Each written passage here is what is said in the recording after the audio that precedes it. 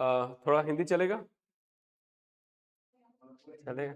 हाँ, हिंदी वाले ठीक है। टर्मिनोलॉजी बता दूं मैं इंग्लिश में, नोट्स इंग्लिश में, टेस्ट इंग्लिश में, सब इंग्लिश में, ठीक। समझाने को लेकर थोड़ा सा हिंदी में समझाऊंगा, ठीक है। चलिए, हेडिंग डालिएगा, इंडियन ज्योग्राफी।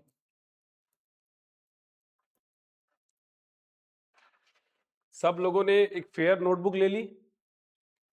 आज से लिखना पढ़ना शुरू करना पड़ेगा ना भाई। आज तो लिख रहे हो रफ में, घर जाके फेयर में लिखोगे ना। और एक प्रैक्टिस शीट ले लिया आप लोगों ने? ले लो ना, कब लोगे? प्रैक्टिस शीट किसी के पास है? किसी के पास नहीं? आप दुकान जाइएगा और बोलिएगा मेंस की प्रैक्टिस शीट दीजिए, और उसमें भी जैसे क्वेश्चंस और उसका आंसर के लिए लाइन छूटा रहेगा, फिर क्वेश्चन फिर आंसर की लाइन छूटा रहेगा, वो वाला मत लेना, जिसमें सिर्फ लाइनें खींची होगी, वो वाला लेना। क्या मांगोगे जाके?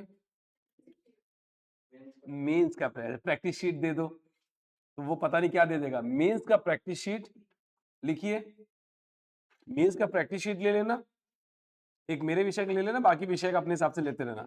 दूसरा क्या लोगे आप? Fair notebook. ये जो लिखोगे रफ कॉपी है, घर में जो लिखोगे वो फेयर कॉपी बनेगी, ठीक। रिवीजन किसका करोगे, रफ कॉपी का कि फेयर कॉपी का? फेयर कॉपी का, ठीक। और प्रैक्टिस किस में करोगे? प्रैक्टिस शीट में। चलिए, इंडियन ज्योग्राफी का जो फर्स्ट चैप्टर है उसका नाम लिखिएगा, भारत की अवस्थिति एवं विस्तार, location and expansion of India. Location and expansion of India, Bharat की अवस्थिति एवं विस्तार। यहां पर दो चीजें ध्यान दीजिएगा, एक अवस्थिति और एक विस्तार। ये फर्स्ट चैप्टर है हमारा, ये फर्स्ट चैप्टर है। सिलेबस मिल गया आप सभी को? सिलेबस कल दिए? सिलेबस दिए? वो आप जाइए ऑफिस और वहां पर जाते समय मांग लीजिएगा सिलेबस। आपका सिलेबस आपके पास होना चाहिए, ठीक। नहीं तो मैं दिलवा दूं क्या? चलो मैं दिलवा देता हूं, ठीक है। चलिए, तो यहां पर सबसे पहली चीज क्या है, और दूसरा, ठीक, अवस्थिति यानी लोकेशन, विस्तार मतलब एक्सपेंशन। अगर हम लोकेशन की बात करते हैं तो बताइए, लोकेशन के लिए दो रेखाओं का होना जरूरी है। एक रेखा का नाम बताइएगा अक्षांश रेखा, और एक बोलिएगा देशांतर रेखा। अक्षांश जिसको क्या बोलते हैं, लैटिट्यूड, और वहीं देशांतर को बोलते हैं क्या, लॉन्गिट्यूड।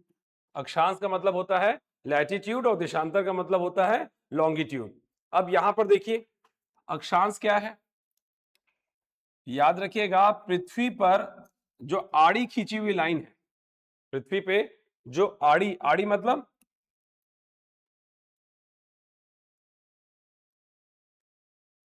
क्षैतिज, क्षैतिज जिसको क्या बोलते हैं, हॉरिजॉन्टल। जो हॉरिजॉन्टल लाइन होती है उसको क्या कहते हैं, बोलिए अक्षांश। और जो खड़ी लाइन होती है, खड़ी लाइन मतलब ऊर्ध्वाधर। ए भाई चल जाए यार, क्या बोलेंगे, ऊर्ध्वाधर। ऊर्ध्वाधर मतलब कौन सी लाइन?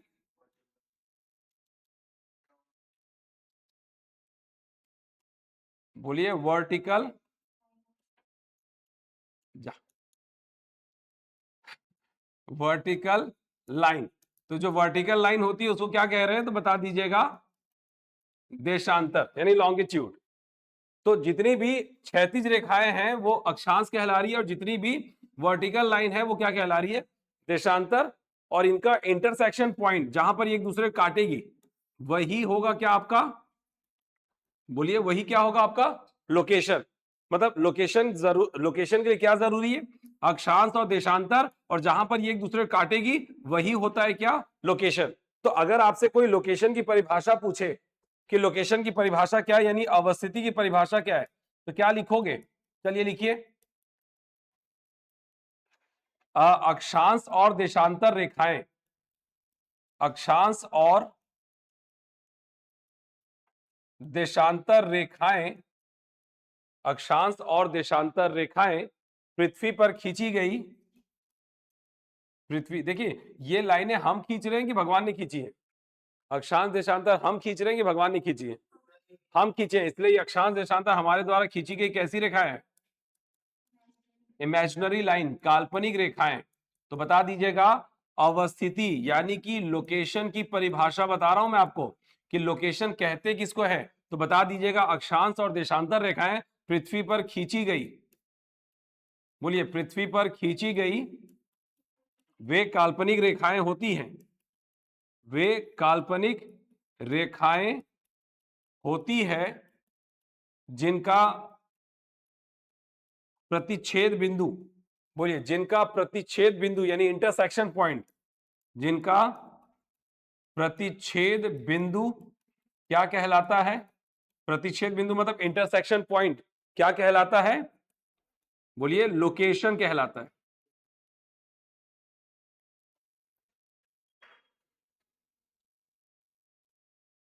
तो बता दीजिएगा latitude and longitude lines are imaginary line drawn on the earth whose intersection point is called location।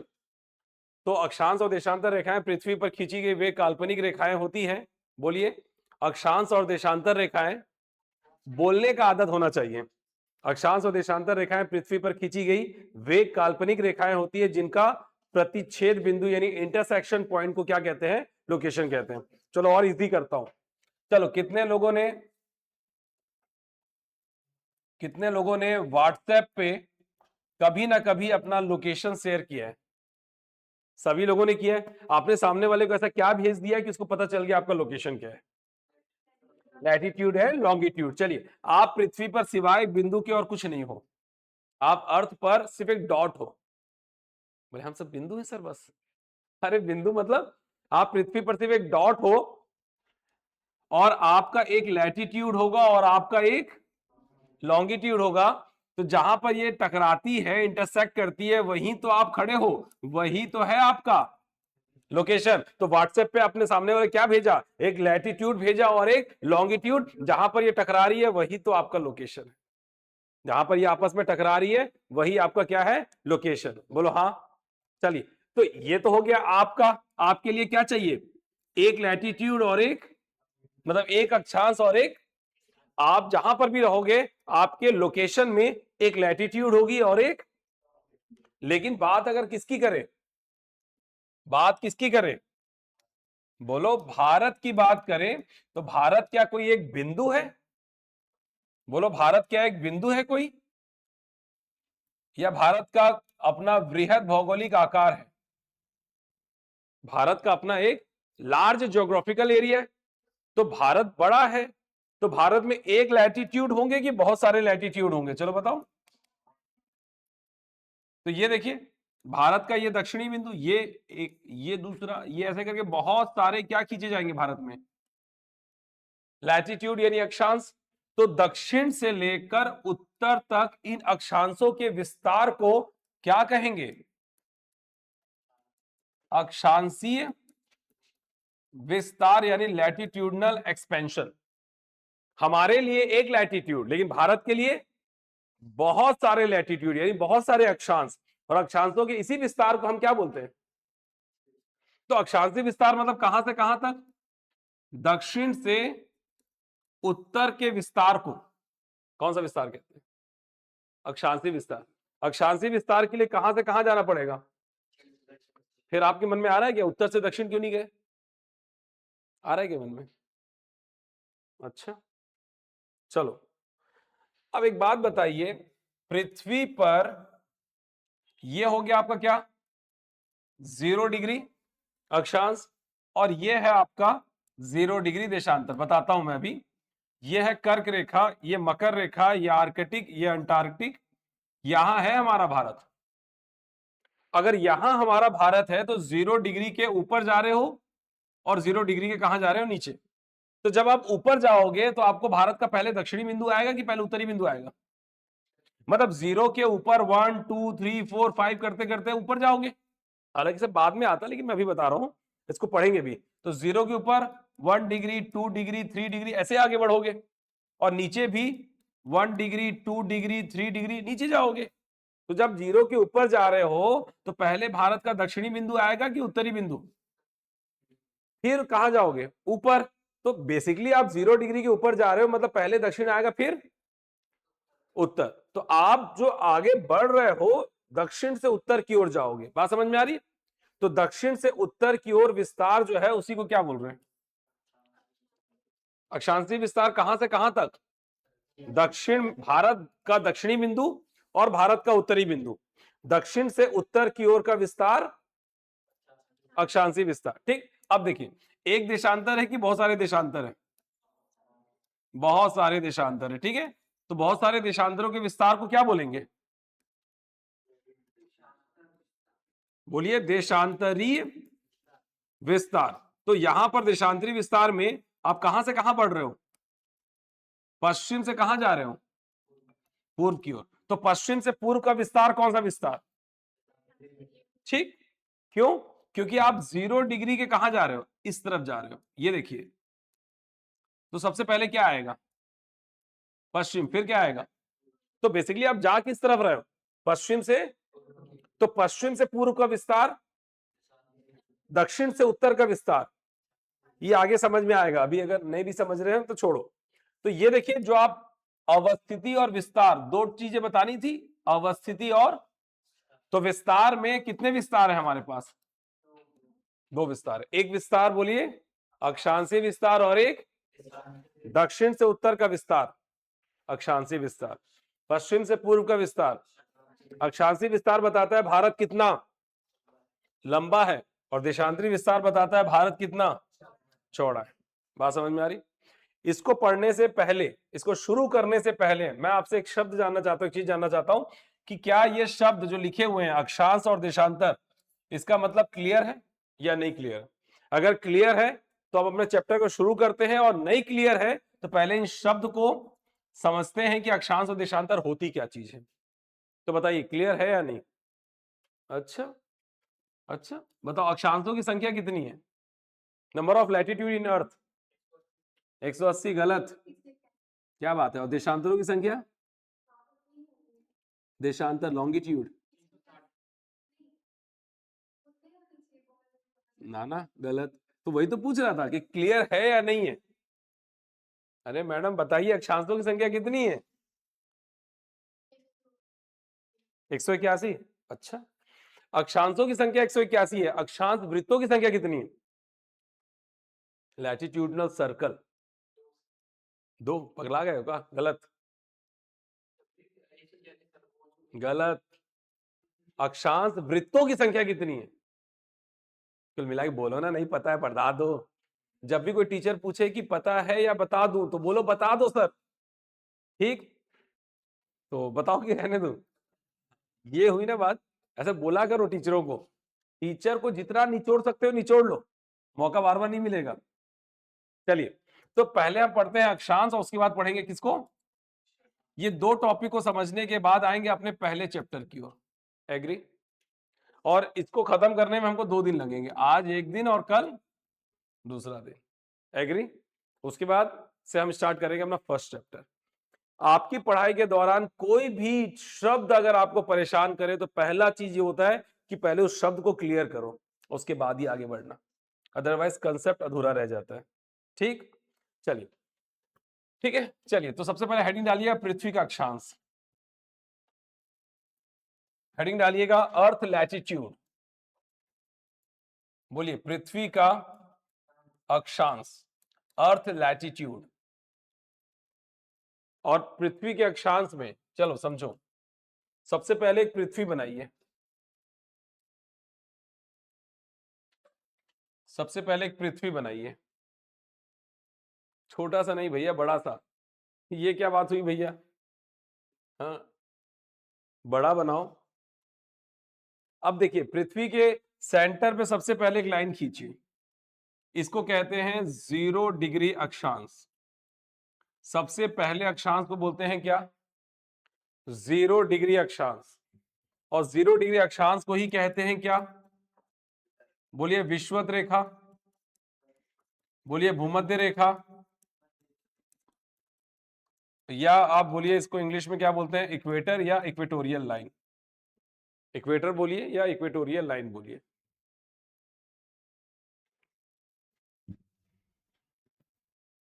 याद रखिएगा, अगर पृथ्वी पर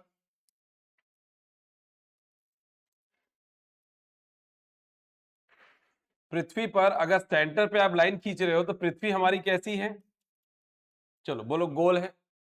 और जब गोल पृथ्वी को बीच में लाइन खींच दिया जाए तो पृथ्वी क्या हो जाएगी, आधी हो जाएगी। तो ये जो 0 डिग्री अक्षांश है ये पृथ्वी को दो बराबर भागों में क्या कर रहा है, बांट रहा है।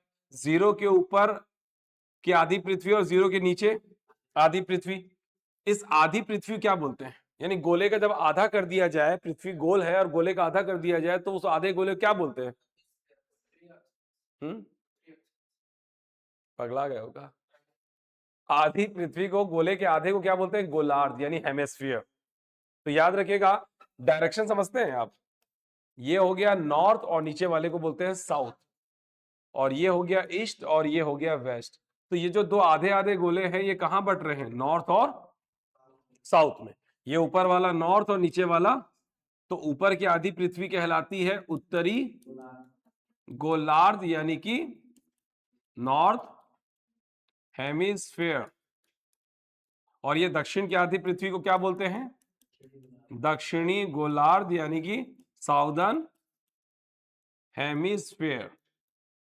चलिए यहां तक क्लियर। 0 डिग्री अक्षांश पृथ्वी क्या कर रहा है, दो गोलार्धों में बांट रहा है। ऊपर की आधी पृथ्वी को बोलिए उत्तरी गोलार्ध और दक्षिण की आधी की पृथ्वी को बोलिए बोलिए दक्षिणी गोलार्ध। अब देखिए 0 डिग्री क्या है, अक्षांश। इसके ऊपर जितने भी अक्षांश होंगे 0 के बाद 1 डिग्री 2 डिग्री 3 डिग्री, ये सब को आप क्या बोलेंगे, उत्तरी अक्षांश यानी कि नॉर्दर्न लैटिट्यूड। क्या बोलेंगे, उत्तरी गोलार्ध में जो अक्षांश होंगे वो क्या होंगे, उत्तरी अक्षांश, और दक्षिणी गोलार्ध में जो अक्षांश होंगे उनको कहेंगे दक्षिणी अक्षांश यानी साउदर्न लैटिट्यूड। लिख पा रहे हैं। उत्तरी अक्षांश को सिंबॉलिक तौर पे क्या लिख दीजिएगा, एन, और दक्षिणी अक्षांश को सिंबॉलिक तौर पे क्या लिख दीजिएगा, एस।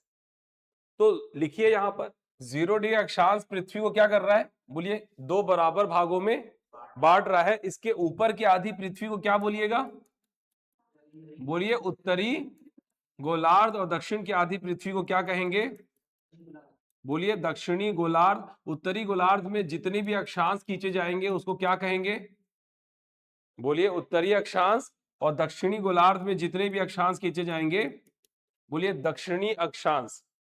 उत्तरी अक्षांश को सिंबॉलिक तौर पे क्या लिखेंगे, और दक्षिणी अक्षांश को सिंबॉलिक तौर पे क्या लिखेंगे, एस।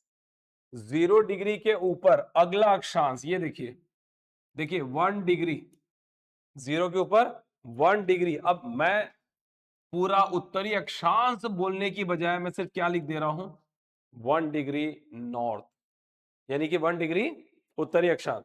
हर जगह उत्तरी अक्षांश लिखने के बजाय मैं सिंबल का इस्तेमाल कर रहा हूं, एन का इस्तेमाल कर रहा हूं। उसके ऊपर आइए, बोलिए 2 डिग्री नॉर्थ, एग्री। और ऊपर जाइए, बोलिए 3 डिग्री नॉर्थ। कहां तक, 90 डिग्री नॉर्थ। और जो ऊपर लिखे हो सेम चीज क्या होगा, नीचे 0 के नीचे बोलिए 1 डिग्री। प्रैक्टिकली समझने की कोशिश करें, बोलने की कोशिश करें, रटना नहीं है, आपको समझना है। वैसे भी मैं भूगोल पढ़ाने नहीं आया हूं, आपको समझाने आया हूं। भूगोल को फील करें, अंदर से समझने की कोशिश करें, ठीक है। 1 डिग्री के बाद अगला बोलिए 2 डिग्री, ऐसे नहीं, साउथ। फिर उसके बाद 3 डिग्री साउथ, कहां तक, 90 डिग्री साउथ तक। क्लियर, बना रहे हैं भाई साहब, लिखो, एक आध गोला तो बना ही लो कम से कम, बन गया क्या। अब देखिए, जब आप ऊपर की तरफ जाएंगे 1 2 3 4, तो एक जगह होगी 23, उसके ऊपर 24, कहां तक जाना है, तो 23 पहुंचेंगे 24 पहुंचेंगे, दोनों के बीच में क्या आएगा, 23 और 24 के बीच में क्या आएगा? 23.5 डिग्री नॉर्थ। और सेम चीज नीचे भी 23.5 डिग्री साउथ।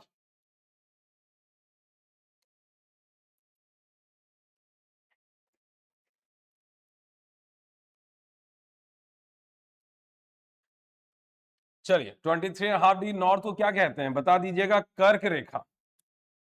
बोलिए कर्क रेखा। Tropic of Cancer. Tropic of Cancer. 23.5 degree south को क्या कहते हैं?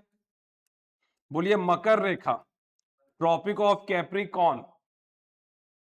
बोलिए कर्क रेखा।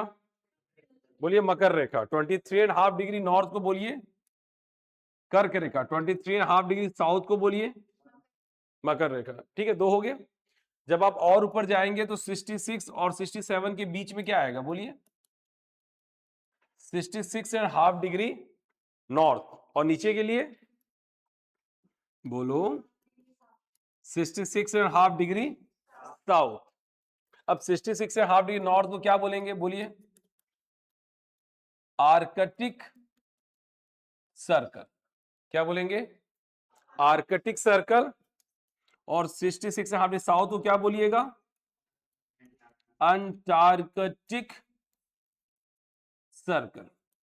बोलिए Arctic Circle and Antarctic Circle. 66.5 degree north को क्या बोलिएगा? Arctic circle. 66.5 डिग्री साउथ को क्या बोलिएगा?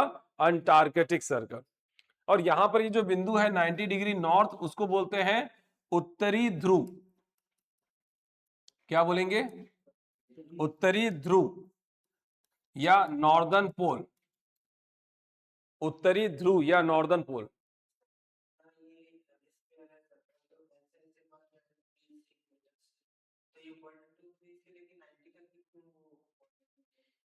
बांटा गया, बांटने वालों ने 90 तक ही बांटा। जब आप अक्षांश खींच रहे थे शुरुआती तौर पे, तो उनको 90 और 90 तक ज्यादा कंफर्टेबल लगा कि इतना बांटेंगे तो ठीक रहेगा, क्योंकि 90 90 कितना हुआ? 180। और ये एक सर्कल सर्कल घुमा रहे हैं तो 180 हुआ, आधा आधा सर्कल करके देशांतर खींचेंगे तो 360 हो जाएगा। तो बनाने वाले ने जो बना लिया, जैसे घड़ी में 12 तक का ही काटा होता है, तो बोले 12 तक काय को, तो बनाने वाले ने 12 तक ही काटा बनाया। तो अब क्या कर सकते हैं? ठीक। हफ्ते कितने दिन के होते हैं? क्यों? ठीक है, सब पहले से डिसाइड बना हुआ है। ठीक है, हमको सिर्फ पढ़ना है। तो 90 डिग्री नॉर्थ को क्या बोला गया? उत्तरी ध्रुव यानी नॉर्दर्न पोल। और नीचे 90 डिग्री साउथ को क्या बोला गया? दक्षिणी ध्रुव यानी कि साउदर्न पोल। यहां तक क्लियर? अब देखिए, अब आपको यहां पर एक बार बोलिए फिर से कि अगर पृथ्वी पर सेंटर पे लाइन खींची जाएगी तो उसको आप क्या बोलेंगे? इक्वेटर, जो कौन से अक्षांश पर है? अब देखिए, जीरो अक्षांश को हमेशा क्या बोल के रिप्रेजेंट करिएगा? इक्वेटर बोल के रिप्रेजेंट करेंगे हम। विषुवत रेखा, भूमध्य रेखा नहीं बोलने वाले हैं, सिर्फ इक्वेटर बोल के रिप्रेजेंट करेंगे। 0 डिग्री अक्षांश मतलब इक्वेटर। बात समझ में आ रही? इसके ऊपर ये क्या है? ये क्या है? इसके ऊपर अगला कौन सा इंपॉर्टेंट अक्षांश? ये है आपका, ये कर्क रेखा है, Tropic of Cancer 23.5 degree north पर है। ये क्या खींचा मैंने? 23.5 डिग्री साउथ पर खींची गई ये मकर रेखा है। इसके ऊपर ये कौन सी लाइन है? ये देखिए, ये आर्कटिक सर्कल है, 66.5 डिग्री नॉर्थ पर खींचा गया है। और ये क्या है आपका? Antarctic Circle 66.5 degree south. और ये अगर मैं ऊपर बिंदु बना दूं तो इसको बोलना नॉर्दर्न पोल, और इस बिंदु को बना दूं तो बोलना साउदर्न पोल, जो 90 डिग्री पर है। सिंपल है। चलो एक बार और। ये ना पैर ना डांस कर रहा है, बड़ा बेकार है। चलो ये बताइए, ये क्या है? पृथ्वी। बस पृथ्वी। ये क्या है? इक्वेटर। बताने की जरूरत है क्या कि 0 डिग्री अक्षांश पर है, कि समझ गए? ये कौन सी रेखा है? ट्रॉपिक ऑफ कैंसर यानी कर्क रेखा। बता दूं, लिख दूं कि 23.5 की? समझ में आ रहा है? अच्छा, ये क्या है? मकर रेखा 23.5 डिग्री। चल, ये क्या है? कौन से अक्षांश पर? 66.5 डिग्री नॉर्थ। अब बताने की जरूरत नहीं है। ये कौन सी रेखा है? मकर, अंटार्कटिक सर्कल। ये कौन सा? नॉर्दर्न पोल। ये कौन सा? बात समझ में आ रही? अब मुझे कोई भी चीज लिखने की जरूरत नहीं है, अब आप खुद समझ जा रहे हो कि कौन सी रेखाएं किस नाम से जानी जा रही है। बात समझ में आ रही? चलिए, इतना होने के बाद अब आप मुझे एक बात बताइए, यहां तक क्लियर ना सब? चलिए, मैंने सब नंबर लिख दिया है, 0 के बाद 1 2 3 4 करके 90 तक, नीचे भी 1 2 3 4 करके 90 तक। अब अगर मैं आपसे पूछूं कि चलो बताओ, अक्षांशों की संख्या, अक्षांशों की संख्या पृथ्वी पर, अक्षांशों की संख्या कितनी है? Number of latitude in earth 180। Count करिए, चलिए 1 से लेकर 90 तक। 1 डिग्री क्या है? नॉर्थ, यानी कि उत्तरी अक्षांश। 1 डिग्री नॉर्थ से लेकर कहां तक? 90 डिग्री नॉर्थ। यानी 1 to 90 में टोटल कितने नंबर होते हैं? चलो बताओ, 1 to 90 में टोटल कितने नंबर होते हैं? गणित कैसा है आप लोग का? डब्बा। चलिए, हाँ, तो याद रखिएगा, जब भी आप 1 से शुरू करेंगे तो जो आपका आखिरी नंबर होगा वही आपका टोटल नंबर भी होता है। जैसे 1 to 5 में कितने नंबर होते हैं? गिन लो, 1 2 3 4 5। 1 to 5 में कितने? 5। 1 to 10 में कितने? 1 to 20 में, 1 to 80 में, 1 to 90 में। तो 1 से 90 तक टोटल कितने हो गए? और ये क्या है आपके? उत्तरीय अक्षांशों की संख्या कितनी? बोलना 90। नीचे आइए, 1 to 90, टोटल 90। ये आपके क्या होंगे? दक्षिणी अक्षांशों की संख्या। उत्तरीय अक्षांश कितने हैं? 90। दक्षिणी अक्षांशों की संख्या कितनी? 90। 90 कितना हुआ? क्या रह गया जो हमने अब तक नहीं लिया? इक्वेटर को नहीं लिया, 0 डिग्री अक्षांश को नहीं लिया। 0 डिग्री भी क्या है? एक अक्षांश। इसको भी क्या करेंगे? +1 की +0? +1 की 0? 1। 0 डिग्री अक्षांश तो अक्षांश का डिग्री है, लेकिन है तो एक अक्षांश ना। तो ये कितने हो गए? 181। अगर आपसे कोई पूछे कि पृथ्वी पे अक्षांशों की संख्या कितनी है, बता दीजिए 181, ना कि 180। कई बच्चे आज भी 180 बोलते हैं, 180 नहीं, 181, 181। यहां तो समझ में? अगला सवाल, अगला सवाल, पृथ्वी पर बताइए अक्षांश वृत्तों की संख्या कितनी है? लैटिट्यूड सर्कल, कितने लैटिट्यूड ऐसे हैं जो सर्कल बनाते हैं? 179। आप कितना बोलना चाह रही हैं? 179। इधर नहीं मालूम, नहीं मालूम। मैंने पूछा कितने अक्षांश ऐसे हैं जो वृत्त बनाते हैं। चलिए, तो एक बात समझिएगा, ये जो 0 डिग्री अक्षांश है, जिसको आप क्या बोल रहे हो? विषुवत रेखा, इक्वेटोरियल लाइन। तो विषुवत रेखा है कि विषुवत वृत्त होती है? चलो बताओ। अगर सर्कल है तो हम लाइन, रेखा क्यों खींचे हैं यहां पर? मैं क्यों लिखा विषुवत रेखा? किताबों में भी क्या लिखा होता है? विषुवत रेखा। फिर आप विषुवत वृत्त क्यों बोल रहे हैं? बोलो। तो पता ये चला कि हमारे पढ़ने के 2 तरीके होते हैं। एक तब जब हम किस में पढ़ रहे होते हैं? ग्लोब में। और दूसरा तब जब हम किस में पढ़ रहे होते हैं? बोर्ड में। ग्लोब की बात करें तो ग्लोब जानते हैं ना, गोल पृथ्वी। ठीक। अब गोले में अगर आपको लाइन खींचना है तो जब शुरू करेंगे और खत्म करेंगे तो क्या बनेगा? एक सर्कल बनेगा। तो वहां पर 0 डिग्री अक्षांश को आप क्या कहेंगे? बोलिए। विषुवत वृत्त। मतलब वहां के अक्षांश क्या दिखेंगे आपको? सर्कल, इक्वेटोरियल सर्कल बनेंगे, यानी अक्षांश विषुवत वृत्त। और बोर्ड पे जब आप बनाएंगे तो बोर्ड पे कोई सर्कल नहीं बनेगा, बोर्ड पे क्या बनेगा? एक लाइन दिख रही है। इसलिए बोर्ड में जब आप पढ़ते हो तो 0 डिग्री अक्षांश को क्या बोल के पढ़ते हैं? विषुवत रेखा। क्या बोलते हैं आप? विषुवत रेखा। तो यहां पर मैंने पूछा पृथ्वी पर बोर्ड पर नहीं, पृथ्वी पर अक्षांश वृत्तों की संख्या कितनी है। तो यहां पर बताइए, सबसे पहला जो 0 डिग्री खींचा वो सर्कल है या नहीं। 1 डिग्री के लिए सर्कल खींचा कि नहीं खींचा। 2 डिग्री सर्कल है या नहीं है। 3 डिग्री, जब आप ऊपर जाते जाओगे तो सर्कल बड़े होते जाएंगे कि छोटे होते जाएंगे। सबसे बड़ा सर्कल कौन सा, 0 डिग्री अक्षांश सबसे बड़ा सर्कल है, उसके ऊपर 1 डिग्री, उससे छोटा 2 डिग्री, उससे छोटा 3 डिग्री, उससे छोटा, और जैसे आप ऊपर जाते जाओगे सर्कल क्या होते जाएंगे। और सबसे आखिरी में भी सर्कल बनेगा कि बिंदु बनेगा। तो आखिरी में क्या बना, एक बिंदु बना, और ये बिंदु कौन सी डिग्री बना। क्या आप बिंदु से आप सर्कल बना सकते हैं, क्या बिंदु एक सर्कल होती है। तो आखिरी सर्कल कहां तक बनेगा, 90 से पहले 89। बात समझ में आ रही है। तो इस तरीके से अगर आप सर्कल की बात करें तो सर्कल कहां तक बन रहे हैं, तो बोलना 89 तक सर्कल बन रहे हैं। 90 डिग्री नॉर्थ और 90 डिग्री साउथ ये सर्कल नहीं बनाते। ठीक, तो आप फिर से जोड़ोगे कि टोटल अक्षांशों में 2 को घटा दोगे, मतलब फिर से जोड़ोगे कि टोटल अक्षांशों में इन 2 को घटा दोगे। तो टोटल अक्षांश हमारे पास 181 है, और 2 अक्षांश ऐसे हैं जो सर्कल नहीं बनाते। तो 181 में 2 घटा दोगे तो कितना आ जाएगा, 179। तो जब अक्षांशों की संख्या पूछी जाएगी तो बता दीजिएगा 181, और जब अक्षांश वृत्तों की संख्या पूछी जाए तो आप बता दीजिएगा 179। बोलो यहां तक क्लियर, सिंपल है। अब और देखिएगा,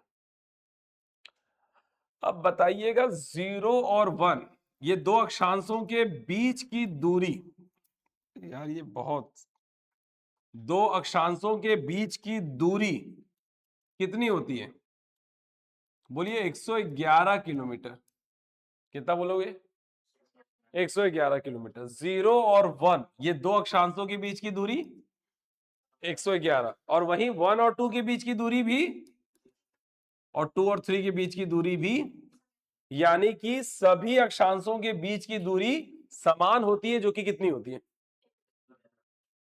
0 1 1 2 2 3 3 4 4 5 5 6 6 7 सब की दूरी समान है, जो कि कितनी है, लिख लीजिएगा, सभी अक्षांशों के बीच की दूरी समान होती है। सभी अक्षांशों के बीच की दूरी जो है वो समान होती है, और वो कितनी होती है, बोलो 111 किलोमीटर। ठीक, चलो ये तो हो गया। अब उसके बाद एक इंपॉर्टेंट चीज समझो। अब ये है आपकी पृथ्वी, ये इक्वेटर, और ये क्या है, पोल। सूरज की सीधी किरणें कहां पड़ रही है, इक्वेटर पे, और तिरछी किरणें कहां पड़ रही है। हालांकि मैं ऐसे बना रहा हूं, लेकिन हमारी पृथ्वी ऐसी है नहीं। हमारी पृथ्वी अपने अक्ष पर झुकी हुई है, और झुकने की वजह से क्या होता है बाद में बताऊंगा, ठीक है। लेकिन फिलहाल नॉर्मल हमारी जो आइडियल पृथ्वी है वो ऐसी बनाई जाती है, एग्री। और इस आधार पे सूरज की सीधी किरणें कहां पड़ रही है, इक्वेटर पे, और तिरछी किरणें कहां पर पड़ रही है, पोल्स पे। तो इक्वेटर पे सीधी पड़ रही है, तो इक्वेटर पे कौन सा टेम्परेचर होगा, और पोल पर तिरछी पड़ रही होती है तो वहां पर कौन सा टेम्परेचर होता है। तो इसका मतलब ये कि जहां पर सीधी पड़ेगी वहां पर कौन सा टेम्परेचर होता है, और तिरछी पड़ेगी तो लो टेम्परेचर। अब मुझे एक बात बताइए, सीधी पड़ने से हाई टेम्परेचर क्यों होता है, और तिरछी पड़ने से लो टेम्परेचर क्यों होता है। अगर बात की गहराई में जाए तो ये, हाँ ठीक है, चलिए आपने कहा डिस्टेंस, चलिए ले घूम ले, क्या बोलेंगे, डिस्टेंस। तो सर ने कहा डिस्टेंस को इंपॉर्टेंस कहा कि डिस्टेंस की वजह से ये डिस्टेंस कम है। अगर मैं सूरज को और पीछे कर दूं, दूर से किरणें सीधी पड़ रही है, तो क्या लो टेम्परेचर हो जाएगा, तब भी हाई टेम्परेचर रहेगा। और रही बात ये दूर है, तो लो मैं पास कर देता हूं। अगर मैं पास कर दिया और पास से तिरछी किरणें पड़ेगी तो क्या वो हाई टेम्परेचर हो जाएगा, नहीं। तो डिस्टेंस नहीं, तो फिर क्या वजह है, सीधी। तो सीधी पड़ने से क्या होता है, चलो बताओ। याद रखिएगा, जहां सीधी पड़ती है वहां पर हाई टेम्परेचर, ये बात समझ रहे हो कि नहीं समझ रहे हो। बट ऐसा होता क्यों है, इस पे बात करें। समझ रहे हो ना? सीधी पड़ती है तो हाई टेम्परेचर, तिरछी पड़ती है तो लो टेम्परेचर। तो सीधी पड़ने से हाई होती क्यों है? चलो कोई बताएगा? कॉन्सेंट्रेशन ज्यादा होता है किसका?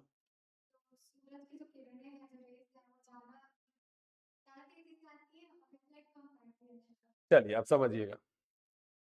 आप पृथ्वी पर हो, यहां पर आप पृथ्वी पर यहां पर हो, ए भाई चल जा। सूरज उग रहा है पूर्व से, दोपहर में आया ऊपर और शाम को जाके डूब गया। बोलो हाँ। तो सुबह, दोपहर और शाम को सूर्य से सूर्य का प्रकाश बराबर आता है कि सुबह शाम को कम और दोपहर को ज्यादा आता है? आपको मालूम, उसको मालूम है क्या सुबह शाम को धूप कम देना है और दोपहर को ही धूप ज्यादा देना है? तो फिर सूर्य में होती है कौन सी प्रक्रिया? नाभिकीय संलयन। क्या बोलेंगे? Nuclear fission. सूर्य में क्या होता है? नाभिकीय संलयन, जहां दो हाइड्रोजन मिलते हैं और हीलियम का निर्माण करते हैं और भारी मात्रा में क्या मुक्त करते हैं? ऊर्जा। और ये नाभिकीय संलयन की प्रक्रिया आपके सुबह दोपहर शाम से कोई मतलब नहीं रखती। सुबह के टाइम पे भी सूर्य का प्रकाश उतनी ही निकल रही होती है जितना दोपहर के टाइम पे, और उतना ही शाम को भी निकल रही होती है। बात समझ में आ रही है? तो जब तीनों टाइम सूर्य से सूर्य का प्रकाश बराबर निकल रहा है तो सिर्फ दोपहर को ही क्यों गर्मी लगती, सुबह और शाम को गर्मी क्यों नहीं लगती? आ गया ना सीधे में। क्योंकि सुबह के टाइम पे सूरज की किरणें कैसी पड़ रही होती है? बोलो डायरेक्ट यानी सीधी। और सुबह और शाम को किरणें कैसी पड़ रही होती है? इनडायरेक्ट, तिरछी। ठीक है, सुबह और शाम को किरणें कैसी पड़ती है? तो अब हुआ क्या, सीधी पड़ने से क्या होता है और तिरछी पड़ने से क्या होता है? चलो मुझे एक बात बताओ। सूरज की किरणें तो सुबह ही पड़ रही थी और दोपहर को ही पड़ रही थी। आपको सुबह भी किरणें पड़ रही है ना, दोपहर को भी पड़ रही है, लेकिन गर्मी दोपहर को ही लगती है। तो मुझे एक बात बताइए, गर्मी और ठंडी की वजह कौन है? सुबह भी धूप पड़ रही है लेकिन गर्मी नहीं लगती उतनी, दोपहर को धूप पड़ती है लेकिन गर्मी ज्यादा लगती है। तो सुबह भी धूप पड़ रही थी, दोपहर को भी धूप पड़ रही है, लेकिन गर्मी सिर्फ दोपहर को लग रही है। क्यों? हाँ सीधी पड़ रही है, इट्स ओके, लेकिन हुआ क्या? सीधी पड़ने से क्या हुआ कि आपको गर्मी लग रही है? वो छोड़ो, गर्मी ठंडी की वजह बताओ मुझे। गर्मी ठंडी की वजह कौन है? अगर आपको गर्मी लग रही है इसकी वजह कौन है, और ठंडी लग रही है उसकी वजह कौन है? नहीं नहीं, रोटेशन वोटेशन छोड़ दो, हटा दो। मैं कह रहा हूं गर्मी ठंडी की वजह। हवा। क्या बोलोगे? हवा। अगर कोई पूछे गर्मी की वजह क्या है तो बोलना हवा, ठंडी की वजह क्या है बोलना हवा, बारिश की वजह क्या है बोलना हवा, इवेपोरेशन की वजह क्या है हवा, आंधी तूफान की वजह क्या है हवा, साइक्लोन की वजह क्या है हवा, जिंदा रहने की वजह भी क्या है? अरे हवा ना, ऑक्सीजन है तभी तो जिंदा हो। ऑक्सीजन नहीं होगा तो क्या होते? तो हम जिंदा भी है तो सिर्फ किसकी वजह से? उस ऑक्सीजन की वजह से। ऑक्सीजन खत्म, आदमी खत्म। बोलो हाँ। हाँ, तो कुल मिलाकर आप किसको जिम्मेदार ठहराइएगा? सारी मौसमी गतिविधियों के लिए आप जिम्मेदार ठहराइएगा किसको? हवा को ठहराइएगा। क्यों? क्योंकि आपको भले ही गर्मी के मौसम में एसी चालू कर दूं तो एसी से कौन सी हवा आ रही है? कैसा लगेगा? गर्मी के मौसम में जब बाहर गर्मी में लोग परेशान हो रहे हैं और आप एसी की ठंडी में चिल्ड होकर कूल कूल बैठे हुए हैं। क्यों ठंडी लग रही है आपको? क्यों?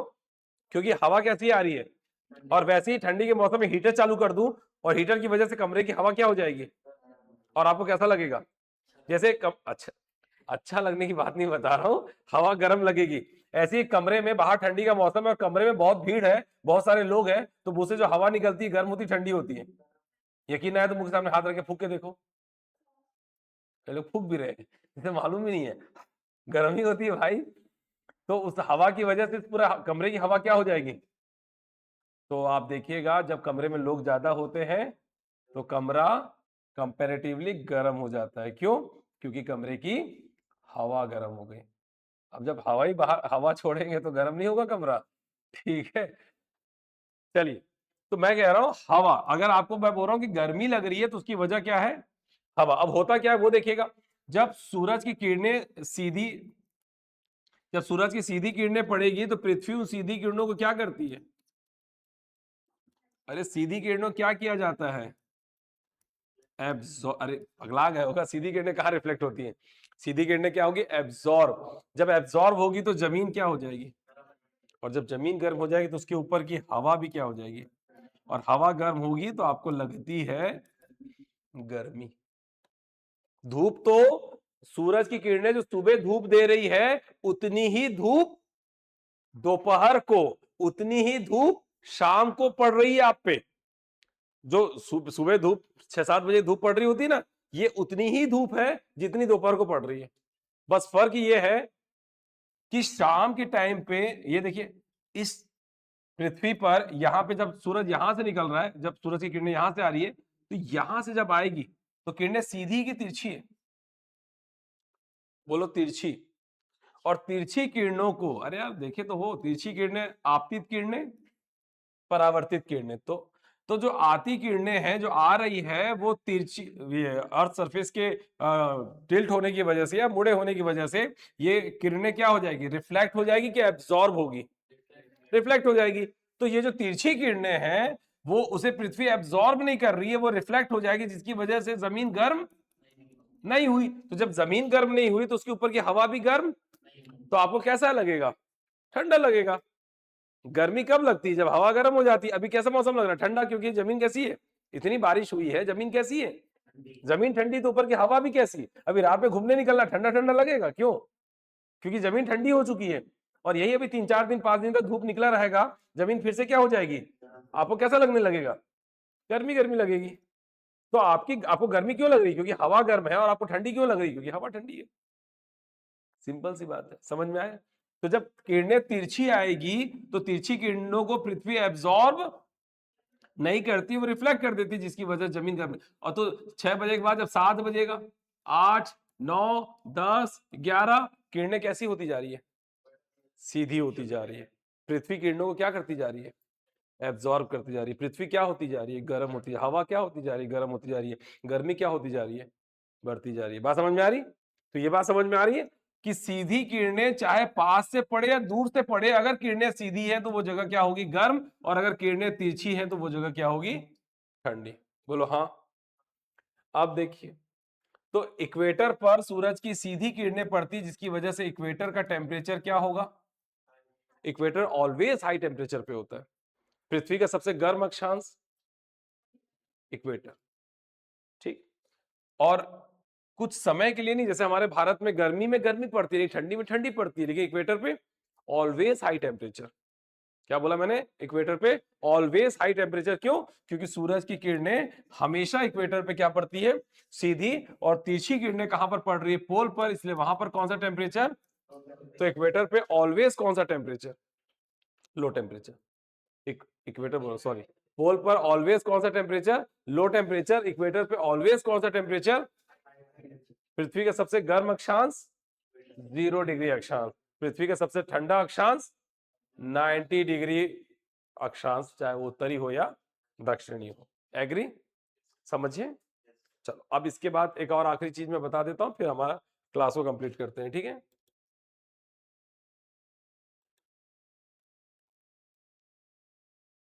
मानसी, साहू, गायत्री, बंसी, शिखा और सुनील, ठीक है? यहां तक समझ में आया? अब देखिए, अब इक्वेटर से अगर आप पोल की तरफ जाओ किसी भी गोलार्ध में, तो इसका मतलब हाई टेम्परेचर से कहां जा रहे हो? और जब आप हाई टेम्परेचर से लो टेम्परेचर की ओर जाओगे तो टेम्परेचर बढ़ेगा कि घटेगा? घटेगा। यानी अक्षांश बदला, 0 के बाद 1, 2, मतलब ऊपर या नीचे की ओर जाना, मतलब अक्षांश के हिसाब से तो जाओगे। 0 के बाद 1, 2, 3, 4, 5, 6, 7, ऐसे ऊपर बढ़े जा रहे हो। टेम्परेचर क्या होता जा रहा है? यानी अक्षांश के बदलने से क्या बदल गया? टेम्परेचर। 0 पे थे तो टेम्परेचर ज्यादा थी, 1 पे गए तो टेम्परेचर, 2 पे गए तो टेम्परेचर, 3 पे गए तो पता ये चला कि अक्षांश के बदलने से टेम्परेचर बदलता है। और किसी भी दो अक्षांश का टेम्परेचर एक नहीं हो सकता। 0 का टेम्परेचर और 1 का टेम्परेचर बोलो सेम होगा तो सेम, 1 और 2 का टेम्परेचर सेम होगा तो नहीं। तो किसी भी दो अक्षांश का टेम्परेचर लिख लो, अगर लिखना हो तो। किसी भी दो अक्षांश का टेम्परेचर, दो अक्षांश का टेम्परेचर क्या नहीं हो सकता? एक नहीं हो सकता, किसी भी दो अक्षांश का टेम्परेचर एक नहीं हो सकता, लेकिन एक ही अक्षांश की दो जगह का टेम्परेचर एक हो सकता है। मे और मे नॉट भी, क्या बोलेंगे, मे और मे नॉट भी हो भी सकती है और नहीं भी हो सकती है। ठीक है, नहीं समझे, किसी भी दो अक्षांश का टेम्परेचर एक, लेकिन एक ही अक्षांश की दो जगहों का टेम्परेचर एक हो सकता है। अगर कोई बीच में पर्वत या बीच में कोई रुकावट ना आए, तो अगर तुम इसी 0 डिग्री पे, एक यहां खड़ा है और कोई 0 डिग्री पे यहां खड़ा है, तो दोनों को सेम टेम्परेचर का एहसास होगा। बात समझ में आ रही? लेकिन एक 0 पे खड़ा है और एक पे खड़ा है, तो दोनों को अलग अलग टेम्परेचर का एहसास होगा।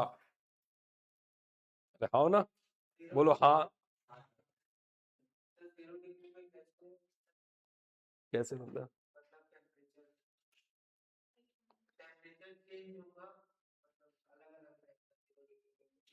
अच्छा, 0 डिग्री पे अलग अलग जगहों का टेम्परेचर अलग अलग होगा। अरे भैया, एक मैदानी क्षेत्र है, एक पठारी क्षेत्र है, एक पर्वतीय क्षेत्र है, एक दलदली क्षेत्र है, तो टेम्परेचर में भी थोड़ा सा अलग हो सकता है। लेकिन तुम भी मैदान पे खड़े हो 0 डिग्री के, मैं भी 0 डिग्री मैदान पे खड़ा हूं, तो टेम्परेचर सेम होगा। बात समझ में आ रही है? खैर, तो यहां पर एक बात बतानी है कि अक्षांश के बदलने से टेम्परेचर बदलता, टेम्परेचर के बदलने से जलवायु यानी क्लाइमेट बदलती है। यानी कि अक्षांश का बदलना किसको बदलता है? जलवायु को बदलता है। क्या बोलोगे? अक्षांश का बदलना जलवायु को बदलता है, जबकि आगे पढ़ेंगे देशांतर का बदलना किसको बदलता है? समय को बदलता है। नहीं समझे? अक्षांश बदला तो जलवायु बदली, मतलब 0 पे थे तो यहां का क्लाइमेट अलग होगा।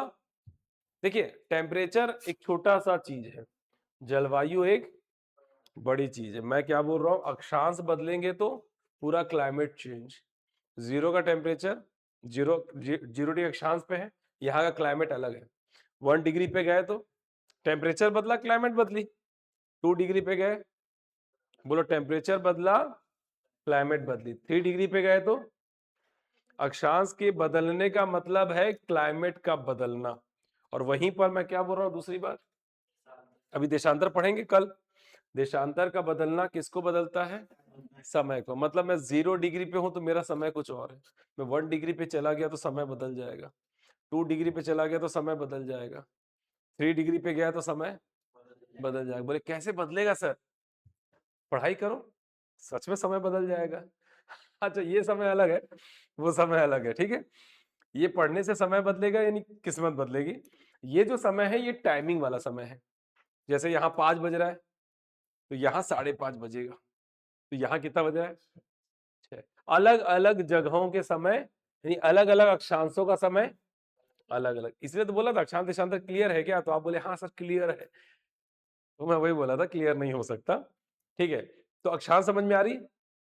एक आखिरी बात, अक्षांश के बदलने से टेम्परेचर और टेम्परेचर के बदलने से आपको ये तो पता चल गया कि अक्षांश का बदलना जलवायु को बदलता है, लेकिन जलवायु कहते किसको है?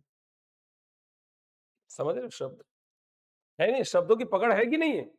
चलो बताओ जलवायु क्या है, अगर आपको पता है तो।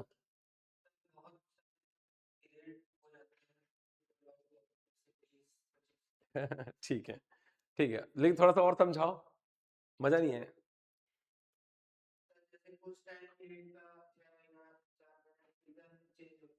ठीक है,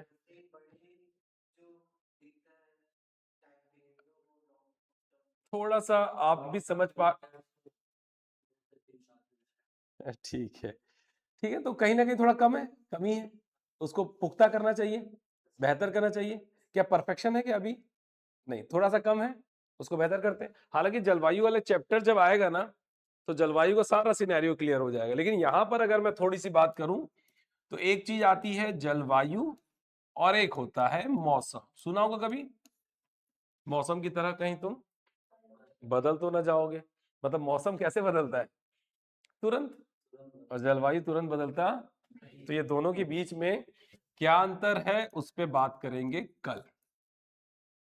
ठीक, टाइम हो गया इसलिए मैं छोड़ रहा हूं, इस पे हम बात करेंगे कल। ठीक है, हाँ कल मैं पूछूं तो क्या पढ़ने वाले थे, तो क्या बताओगे सब? आप जलवायु और मौसम में थोड़ा सा अंतर बताने वाले थे, वो बात करके फिर हमारा अगला टॉपिक क्या होगा, बोलो, पृथ्वी का देशांतर यानी अर्थ लॉन्गिट्यूड। क्या बोलेंगे? अर्थ लॉन्गिट्यूड। तो उसको पढ़ना शुरू करेंगे। हाँ ठीक है, तो ये चीजें समझ में आई जो मैंने अक्षांश के बारे में जितना भी बताया। एक छोटा सा रिवीजन कर ले इसका, इसमें टाइम लगेगा इसलिए हम कल की बात कर रहे हैं। इसका मतलब ये नहीं कि मुझे पता नहीं और मैं कल देख के आऊंगा और पढ़ाऊंगा, ऐसा नहीं है। ठीक है, अभी भी बता सकता हूँ, मजाक कर रहा हूँ। चलिए, पृथ्वी के अक्षांश में आप मुझे बताइए, पृथ्वी के सेंटर पे खींचा गया अक्षांश क्या कहलाता है? 0 अक्षांश यानी इक्वेटर। ठीक, 23.5 डिग्री नॉर्थ पर खींचा गया अक्षांश क्या कहलाता है? Tropic of Cancer. 23.5 degree south पर कर्क रेखा, मकर रेखा। 66.5 डिग्री नॉर्थ पर आर्कटिक। 66.5 डिग्री साउथ पर अंटार्कटिक। 90 डिग्री बिंदु को नॉर्दर्न पोल, 90 डिग्री बिंदु साउथ को साउदर्न पोल। ये मोटा मोटा अक्षांश हो गया। अक्षांशों की संख्या कितनी? 181। अक्षांश वृत्तों की संख्या कितनी? 179। ये भी हो गया। चल, उसके बाद क्या बचा? हाँ, किसी भी दो अक्षांश के बीच की दूरी कितनी होती है? 111। सभी अक्षांशों के बीच की दूरी समान होती है, 111 होती है। बात समझ में आ रही?